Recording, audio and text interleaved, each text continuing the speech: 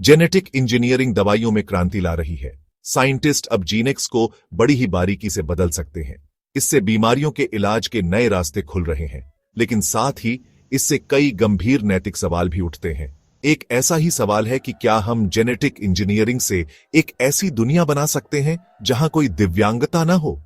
Genetic engineering cystic fibrosis और muscular dystrophy जैसी बीमारियों के इलाज की उम्मीद देती है। ये बीमारियां जेनेक्स में बदलाव की वजह से होती हैं। साइंटिस्ट इन बदलावों को ठीक करने के लिए जीन एडिटिंग के तरीके खोज रहे हैं। इससे इन गंभीर बीमारियों का इलाज या रोकथाम हो सकती है। जेनेटिक इंजीनियरिंग के फायदे बहुत ज्यादा हैं, लेकिन हमें सावधानी से आगे बढ़ना होगा। ह्यूमन जेनेक्स को बदलने के नैतिक पहलुओं पर विचार करना बहुत जरूरी है। हमें यह सुनिश्चित करना होगा कि इन शक्तिशाली तरीकों का इस्तेमाल जिम्मेदारी और नैतिकता से हो। क्रिस्पियर टेक्नोलॉजी जेनेटिक इंजीनियरिंग में गेम चेंजर बनकर उभरी है। ये एक मॉलिक्यूलर कैंची की तरह काम करती है, जिससे साइंटिस्ट डीएनए को काट और एडिट कर सकते हैं। इस क्रांतिकारी टूल में जेनेटिक डिफेक्ट्स को ठीक करने और कई बीमारियों का इलाज करने की क्षमता है। क्रिस्पियर सेल के अंदर स्पेसिफिक डीएनए सीक्वेंस को टारगेट करके काम करती है। ये गाइड आरएनए मॉलिक्यूल का इस्तेमाल करके सही जीन को ढूंढती है। एक बार टारगेट मिल जाने पर Cas9 एंजाइम कैंची की तरह काम करते हुए डीएनए को सही जगह पर काट देता है। डीएनए स्ट्रैंड में ये कट सेल के नेचुरल रिपेयर मैकेनिज्म को ट्रिगर करता है। फिर साइंटिस्ट खराब वाले डीएनए सीक्वेंस को बदलने के लिए एक नया सही डीएनए सीक्वेंस डाल सकते हैं।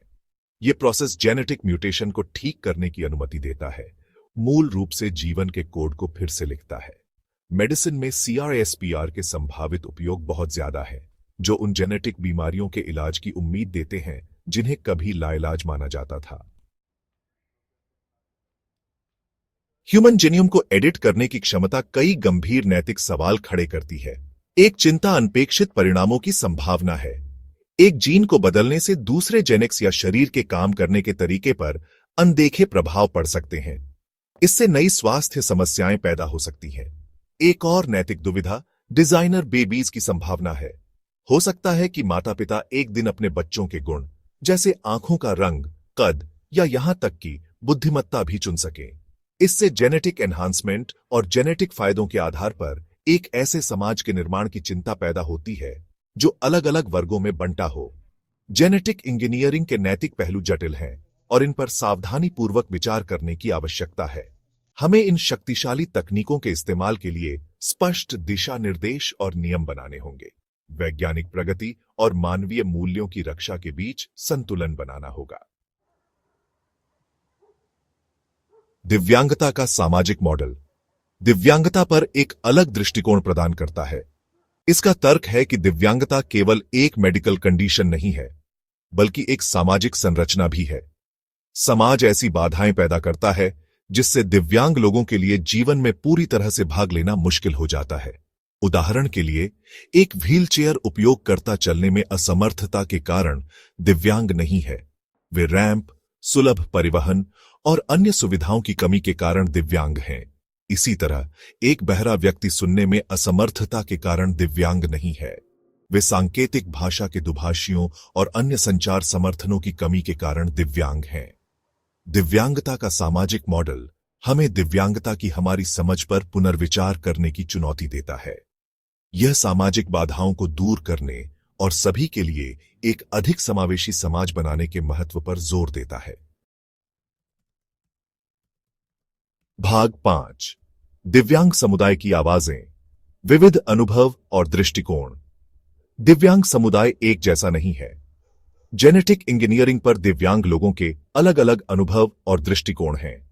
कुछ लोग दिव्यांगता को ठीक करने या रोकने के लिए जीन एडिटिंग की क्षमता का स्वागत कर सकते हैं। वे इसे दुख कम करने और अपने जीवन की गुणवत्ता में सुधार करने के तरीके के रूप में देख सकते हैं। दूसरों को जेनेटिक इंजीनियरिंग के बारे में आपत्तियां हो सकती हैं। वे मानव जीन में हेरफेर के नैतिक निहितार्थ या सामाजिक मानदंडों के अनुरूप होने के दबाव के बारे में चिंता कर सकते हैं। कुछ व्यक्ति अपनी दिव्यांगता को अपनी पहचान के अभिन्न अंग के रूप में देख सकते हैं और इसे बदलना नहीं चाह सकते हैं। जेनेटिक इंजीनियरिंग के बारे में चर्चा में दिव्यांग लोगों की आवाज सुनना और उनका सम्मान करना आवश्यक है।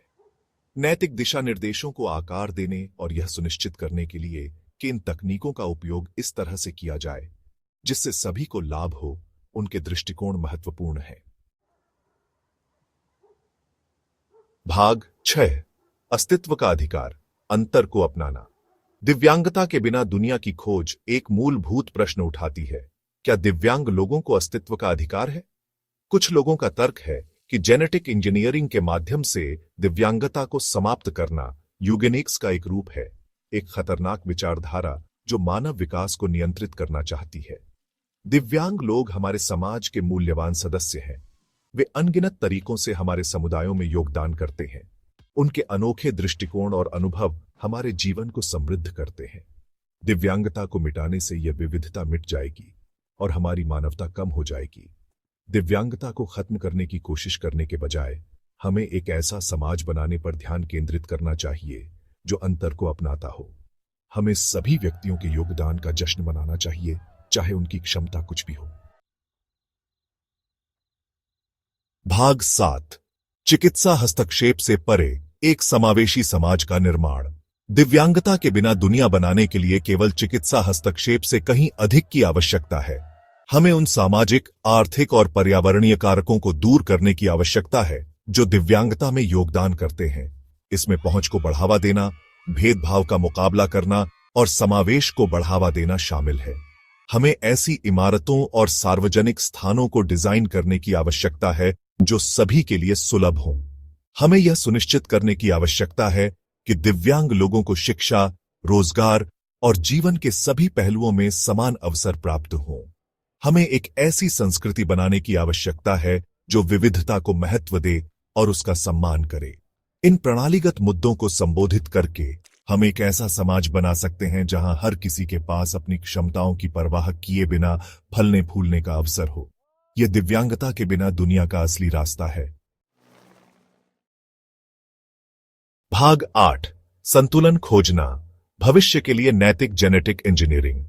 जेनेटिक इंजीनियरिंग मानव स्वास्थ्य में सुधार के लिए अपार वादा रखती है। हालांकि हमें सावधानी के साथ आगे बढ़ना चाहिए और अपने कार्यों के नैतिक निहितार्थों पर ध्यानपूर्वक विचार करना चाहिए। वैज्ञानिक प्रगति और मानवीय मूल्यों की रक्षा के बीच संतुलन बनाना होगा। हमें जेनेटिक इंजीनियरिंग के उपयोग के लिए स्पष्ट नैतिक दिशा निर्देश स्थापित करने की आवश्यकता है। ये दिशा निर्देश वैज्ञानिकों, नैतिकतावादियों, नीति निर्माताओं और जनता को शामिल करते हुए खुले और समावेशी संवाद के माध्यम से विकसित किए जाने चाहिए। उन्हें अनपेक्षित परिणामों, आनुवंशिक वृद्धि और भेदभाव की संभावना के बारे में चिंताओं का समाधान करना चाहिए। एक विचारशील और नैतिक ढांचे के साथ जेनेटिक इंजीनियरिंग के पास जाकर हम जोखिमों को कम करते हुए अच्छे के लिए इसकी शक्ति का उपयोग कर सकते हैं। हमारा लक्ष्य इन तकनीकों का उपयोग सभी लोगों के जीवन को बेहतर बनाने के लिए करना चाहिए, न कि केवल कुछ चुनिंदा लोगों के लिए। भाग 9 निष्कर्ष, पसंद और समावेशिता द्वारा आकारित भविष्य। यह प्रश्न कि क्या जेनेटिक इंजीनियरिंग दिव्यांगता के बिना दुनिया बना सकती है, जटिल है। जबकि यह आनुवंशिक स्थितियों का इलाज करने की क्षमता प्रदान करता है, यह गंभीर नैतिक चिंताएं भी उठाता है। अंततः जेनेटिक इंजीनियरिंग का उपयोग करना है या नहीं, इसका निर्णय व्यक्तियों और परिवारों पर छोड़ दिया जाना चाहिए। दिव्यांगता के बिना दुनिया के लिए प्रयास करने के बजाय हमें एक ऐसा समाज बनाने पर ध्यान केंद्रित करना चाहिए जो विविधता और समावेश को अपनाता हो। हमें सामाजिक बाधाओं को तोड़ने, पहुंच को बढ़ावा देने और सभी व्यक्तियों के योगदान का जश्न मनाने की आवश्यकता है। वास्तव में समावेशी समाज में दिव्यांगता अब पूर्ण भागीदारी और अवसर के लिए बाधा नहीं रहेगी। भविष्य पूर्व निर्धारित नहीं है, यह आज हमारे द्वारा किए गए विकल्पों से बनता है। नैतिक सिद्धांतों को अपनाकर और समावेश को प्राथमिकता देकर हम सभी के लिए बेहतर भविष्य बनाने के लिए जेनेटिक इंजीनियरिंग की शक्ति का उपयोग कर सकते हैं।